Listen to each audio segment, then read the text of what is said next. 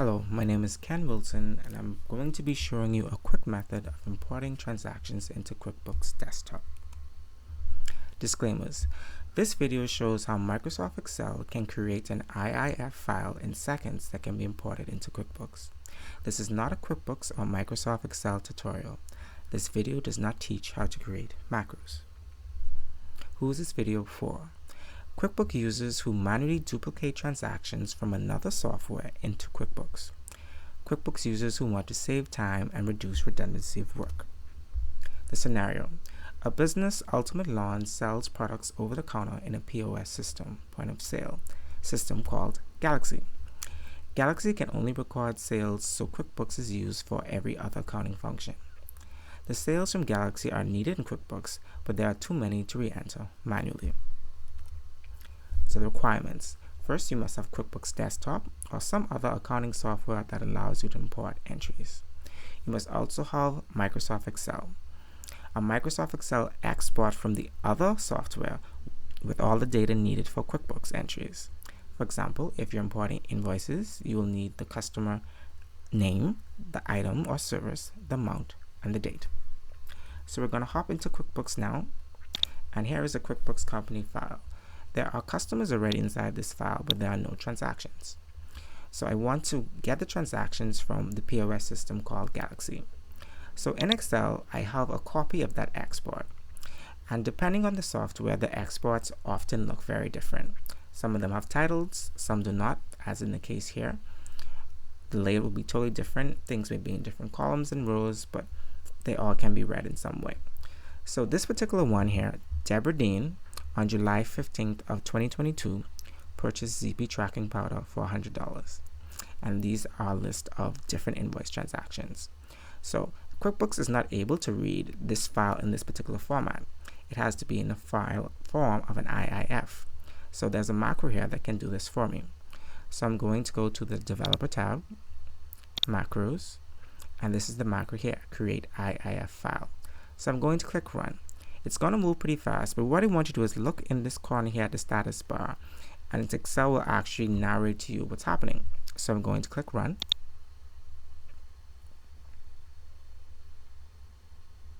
And it's complete. So it started at 11:49, ended at 11:49, and completed 219 invoices. And this is what the IIF file looks like. If you want more information on these files, there's a link in the description that explains them a little bit more in depth. So I'm going to close this file first, because if it is open, it will cause an error.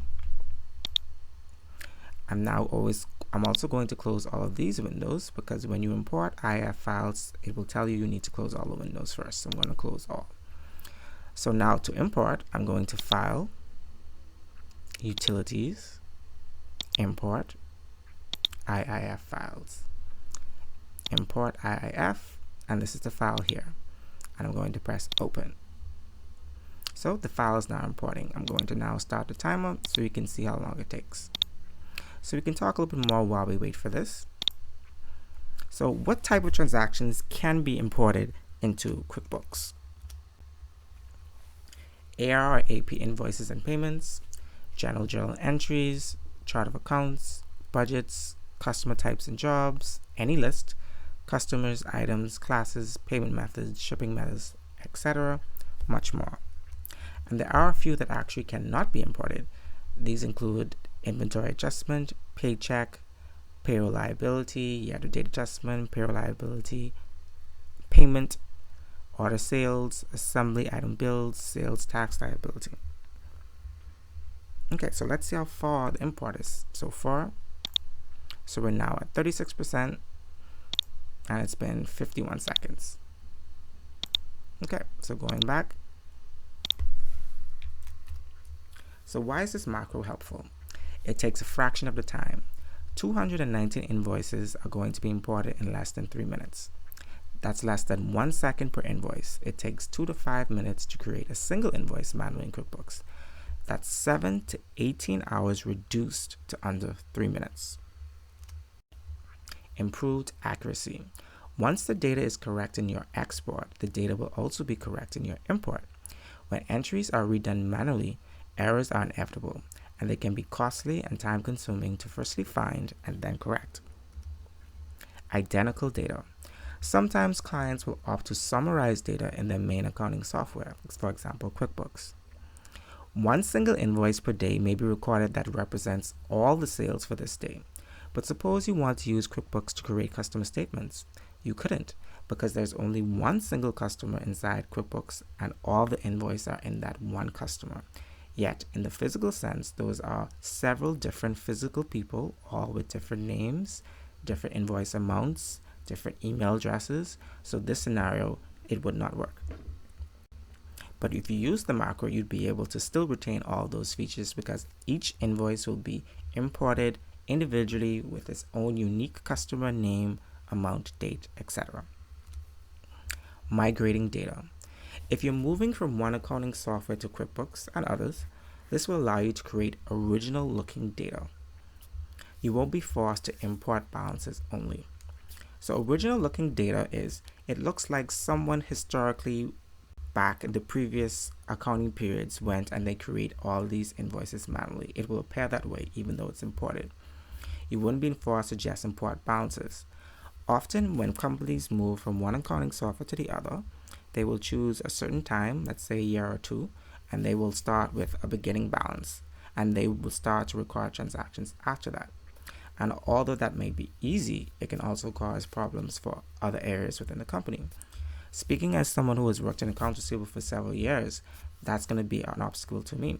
Because if I send a statement to a client and it has an opening balance last month, and it may be a particularly large opening balance, that question is going to ask me, what is this figure? Does it represent invoices? Is it one invoice? Is it two? Is it many? How far back is it? There are going to be so many questions that are going to be asked because of this open balance figure. So to avoid that, we will just import all the transactions to make them original looking, to avoid situations like those. Again, if you move from one system to the other and you just import balances, suppose you lose access to the old system. You wouldn't be able to answer those questions. It also takes a lot of time to move back and forth from one system to the other. So it's not a very good time benefit. Okay, we can check the import again to see how far it is. Okay, and it's done. So my timer says 4 minutes. I think I went over a bit, but that's okay.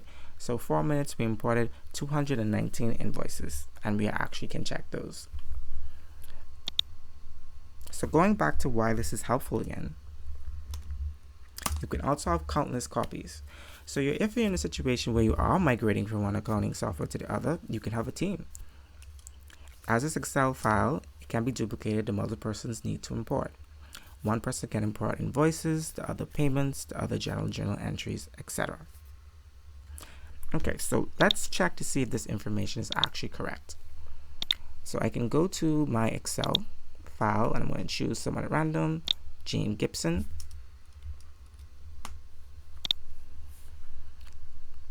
Going back to the customer center, pasting Gene's name to pull up our account, and I'm changing the state filter to all because we're now in 2023. Okay, I'm going to open up her invoice here. So I'm going to go to Excel so we can put them side by side just so we can see if the information is identical or not.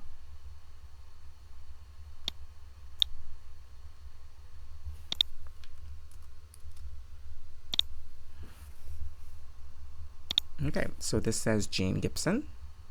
So is this here? March 8th of 2022, March 8th, 2022.